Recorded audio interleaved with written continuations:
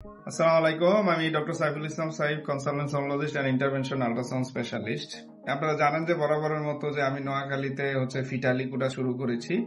ফিটালিকু means মায়ের পেটের গর্ভের বাচ্চার হার্টের ইকু। এটা সাধারণত 18 থেকে 20 সপ্তাহ পর থেকে আমরা ফিটালিকুটা করতে পারি। এটাতে আমরা কি কি দেখি? ধরেন বাচ্চার হার্টবিট কমে গেল, ব্রাডিকার্ডিয়া হইলো, হার্টবিট বেড়ে গেল, ট্রাকিকার্ডিয়া, অথবা আগের বাচ্চার হার্টের ছিদ্র ছিল, হার্টের সমস্যা ছিল, বা বংশীয়ভাবে তাদের হার্টের সমস্যা, বাচ্চার নড়াচড়া কম, এদেরকে আমরা ফিটালিকু করে দেখি যে বাচ্চার হার্টের কোনো ধরনের অ্যাবনর্মালিটি, স্ট্রাকচারাল অ্যাবনর্মালিটি, ফাংশনাল কোনো অ্যাবনর্মালিটি আছে কিনা।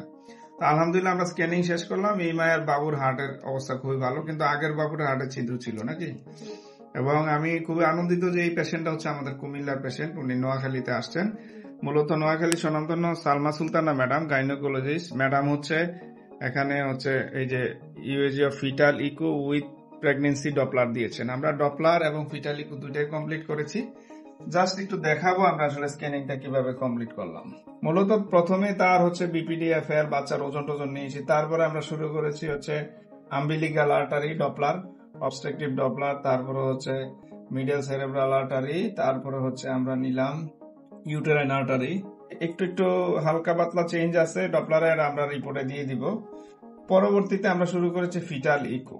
ফিটাল ইকোর আরো অনেকগুলা স্ক্যান আমরা নিব।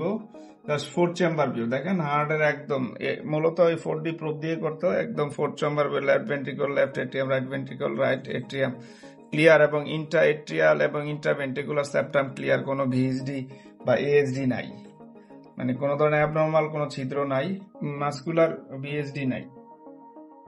তারপরে আমরা নিচের দিকে আরো দুইটাই নিলাম, যেমন মাইট্রাল ভালভ, এটা ফ্লোটা ঠিক আছে। তারপরে অ্যাওর্টিক ভালভ, এটা ফ্লো ঠিক আছে।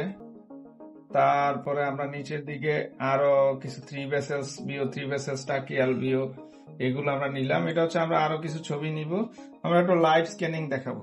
আচ্ছা, আমরা হার্টের চেম্বার গুলো দেখানো ট্রাই করতেছি। এটা right ventricle, right atrium, left ventricle, left atrium.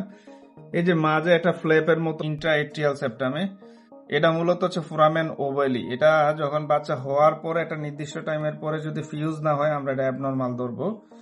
আর ইন্টারভেন্ট্রিকলটাও ক্লিয়ার, তারপরে পেপিলারি মাসলস গুলো মুভমেন্ট ক্লিয়ার আছে। আমরা যদি একটু ইয়াতেই দেখেন, ইন্ট্রা এট্রিয়াল ভেন্ট্রিকুলার যে সেপ্টাম কোনো ধরনের কালার ক্রস করতেছে না, তার মানে কোনো মাসকুলার বিএইচডি, সেপ্টাল বিএইচডি এগুলা নেই।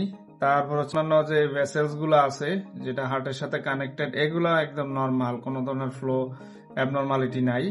তারপর 3 ভেসেলস বিও, 3 ভেসেলস টাকিয়াল বিও নর্মাল আছে। ছিল আমার ফিটালিকো 45 নাম্বার।